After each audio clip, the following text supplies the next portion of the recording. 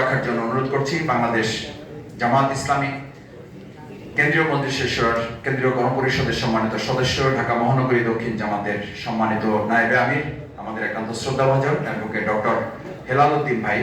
এখন বিশিষ্ট ব্যক্তিদের মাঝে দাওয়াত। আমাদের দাওয়াতের এটা একটা গুরুত্বপূর্ণ অধ্যায়, যেটা বিগত 15.5 বছর আপনারা যেতে পারেন না যাদের কাছে, এখন যারা আমাদের কাছে আসবে সেই ভাইদেরকে আলাদা করে দাওয়াতের জন্য আজকে আলোচনার টপিক রাখার জন্য সিটামির আমাদের নির্দেশনা দিয়েছেন। এই ব্যাপারে অ্যাডভোকেট ডক্টর হেলাল ভাই কথা বলবেন।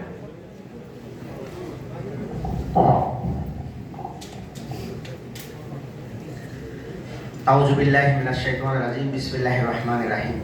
আলহামদুলিল্লাহি রাব্বিল আলামিন। আসসালাতু ওয়াসসালামু আলা রাসূলিল কারীম ওয়া আলা আলিহি ওয়া সাহবিহি আজমাইন।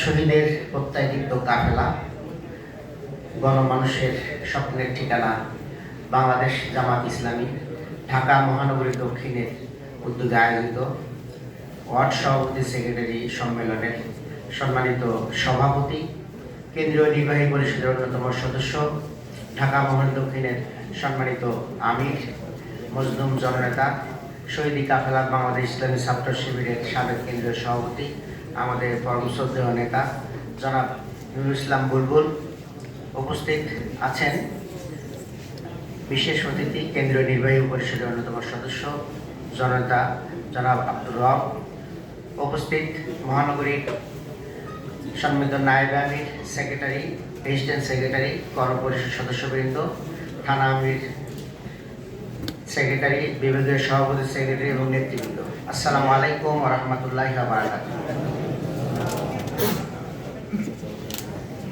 দাওয়াতি কাজের গুরুত্ব, কৌশল এগুলো আমাদের সবার জানা আছে। আমরা এখানে সবাই দায়িত্বশীল। আমরা এই কাজটা গুরুত্ব সহকারে করার জন্য চেষ্টা করি। বিশেষ করে বর্তমান প্রেক্ষাপটে বাংলাদেশ জামাত ইসলামী সম্পর্কে মানুষের আগ্রহ বৃদ্ধি পেয়েছে। মানুষ জানতে চায় জামাত কি ভাবে এই রাষ্ট্রকে পরিচালনা করবে। তাদেরকে যদি ভোট দেওয়া হয় তাহলে তারা কি রাষ্ট্রটা সঠিকভাবে পরিচালনা করতে পারবে? এই ধরনের প্রশ্ন মানুষের মধ্যে ঘুরপাক খাচ্ছে।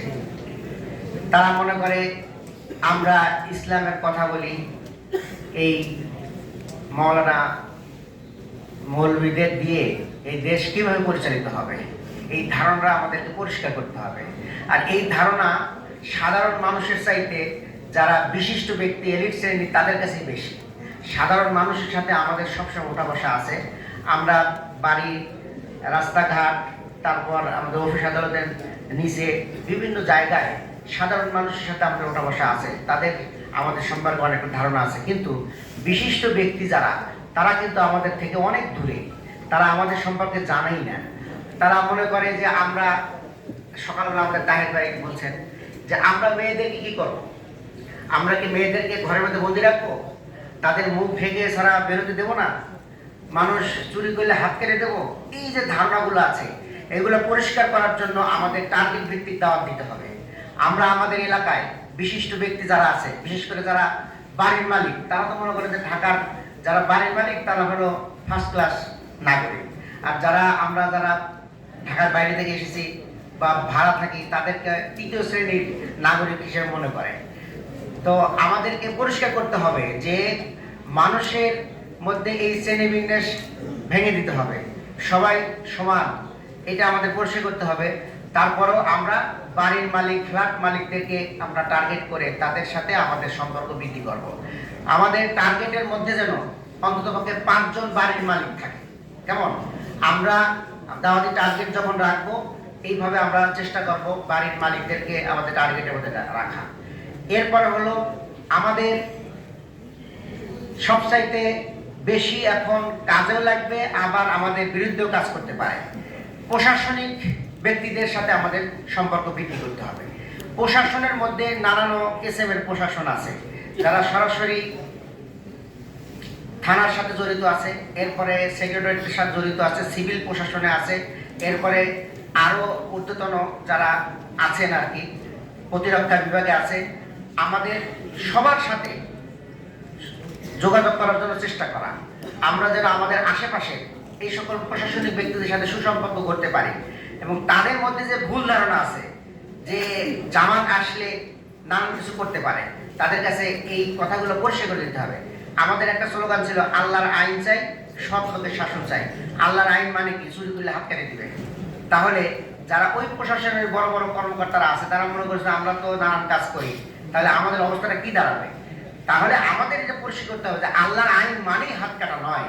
আল্লাহর আইনে তো অনেক ভালো ভালো নজির আছে, সেগুলো তাদের সামনে তুলে ধরা। এইভাবে আমাদের আশেপাশে যে সকল ব্যবসায়ী আছে, গার্মেন্টস মালিক আছে, তাদের সাথে আমাদের সুসম্পর্ক করা দরকার। একজন গার্মেন্টস মালিকের আন্ডারে অসংখ্য শ্রমিক কাজ করে, তাহলে একজন মালিককে যদি আমরা টার্গেট করতে পারি তাহলে অসংখ্য শ্রমিকের মাঝে ইসলামের দাওয়াত দেওয়া আমাদের জন্য সহজ হয়ে যাবে।